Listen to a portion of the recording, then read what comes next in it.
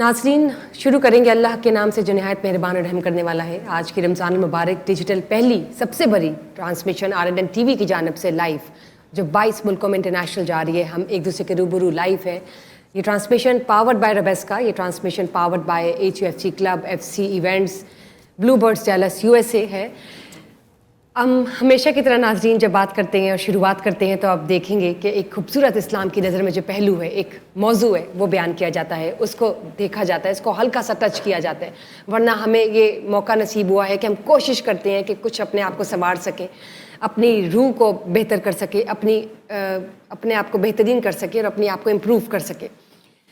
दूसरा अशरे में हम दाखिल हो चुके हैं और रोज़ के रोज़ जो एक नया मौजू होता है वो दिल को हिला देने वाला होता है, दिल को झंझोड़ देने वाला होता है।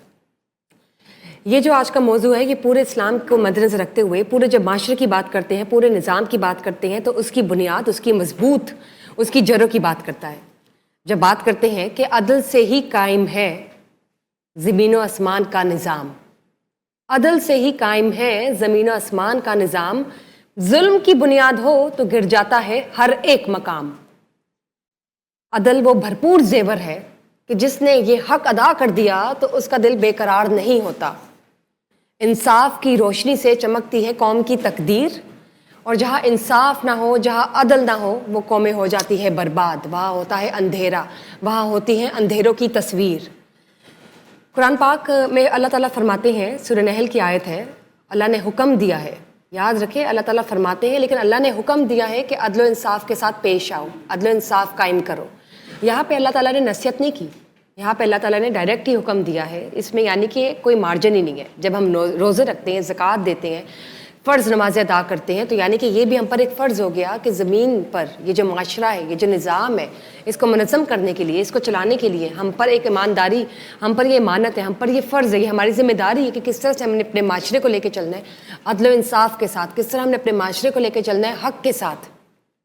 निज़ाम की बात करते हैं तो कहीं हम बेबरकती तो नहीं पैदा कर रहे माशरे में, कहीं हम जुल्म तो नहीं कर रहे, कहीं हम हक़ तो नहीं मार रहे, तो इस तरह कौमें बर्बाद हो जाती हैं।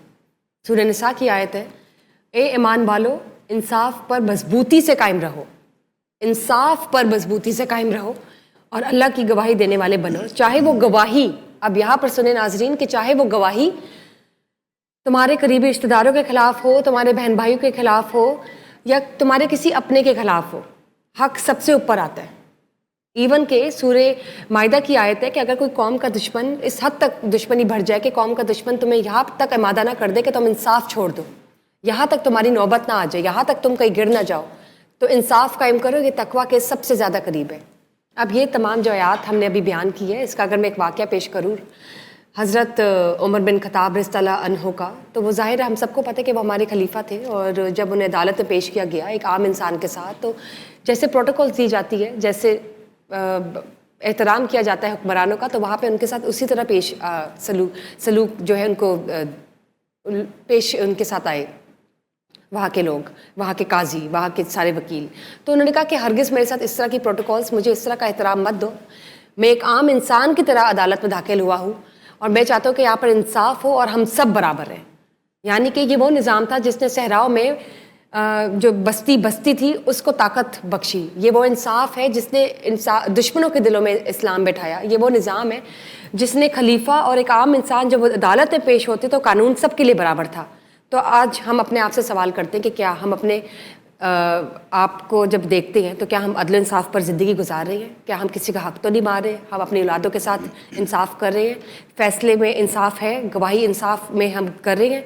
क्या हम लोगों की नाहक किसी के साथ नाहक तो नहीं कर रहे? हमारे अल्फाज जो अदा होते हैं क्या वो हक़ पर है? कहीं हम किसी की दिलज़ारी तो नहीं कर रहे? ये माशरा, ये बाज़ार में ये खरीदो फ़रोख्त, नाप तोल, ये सब क्या है? हम इस सब का हिस्सा है? क्या ये सब बेहतरीन है? क्या हमारी हुकूमत में आने वाला निज़ाम, ये हायरार्की, ये एशेलॉन, ये सब ठीक चल रहा है?